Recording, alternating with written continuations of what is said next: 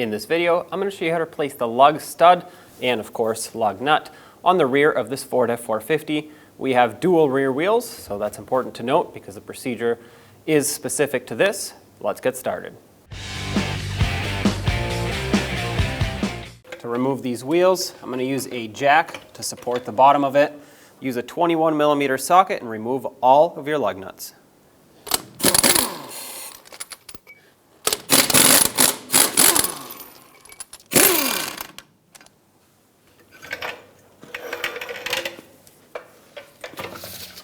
And remove the second wheel. I'm only going to show you how to do one lug stud because the procedure is the same for all of them. So of course, if you have multiple that are damaged, replace all of them. All you'll need to do this is a hammer.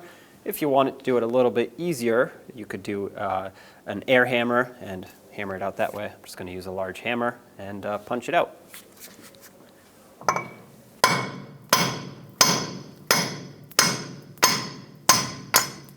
There we go. Once you punched it out, you should be able to remove it out the back. It should have just enough clearance on this rotor to be removed. Now before I install this new lug stud, because there's a lot of rot buildup, I want to chip it away. Just use a chisel and a hammer, just tap it off of here. Make sure the surface is nice and flat. If you don't do this, you risk the lug stud not seating properly.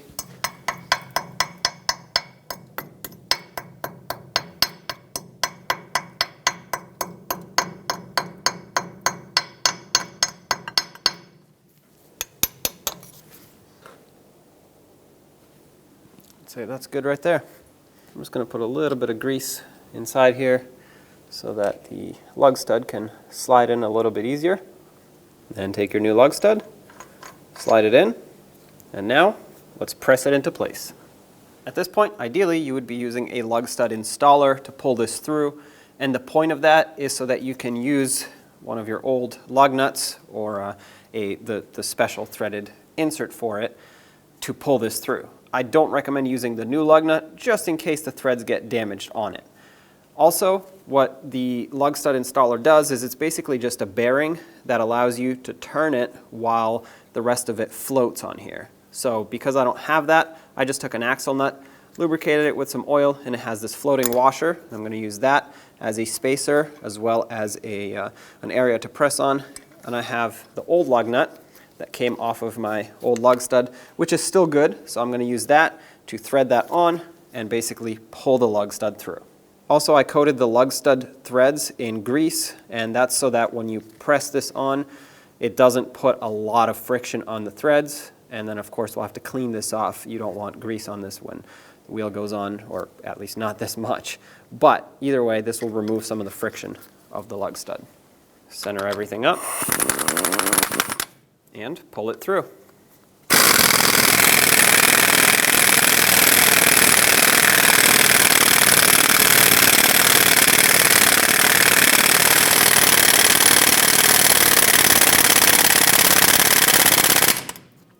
Okay, that pretty much stopped pulling through.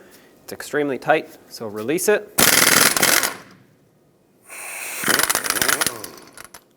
There we go. Remove your setup here, and the stud should be fully pressed in. And that is exactly why I put so much grease on here, because there's an extreme amount of pressure being put on those threads.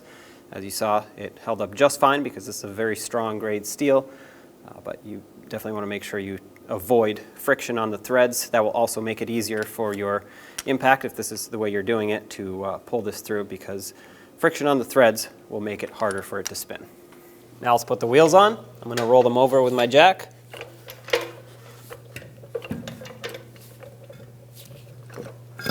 There we go.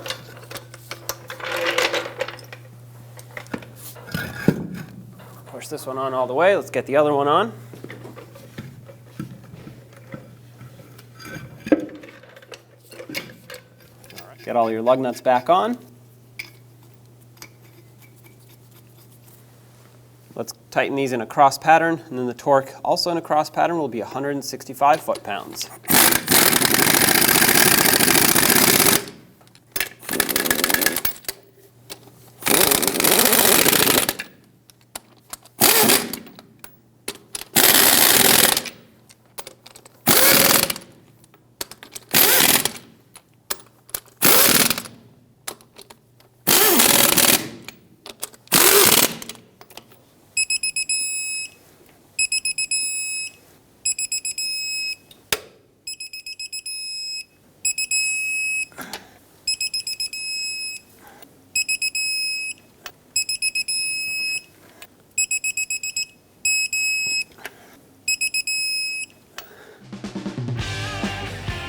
When only the best will do, demand TRQ.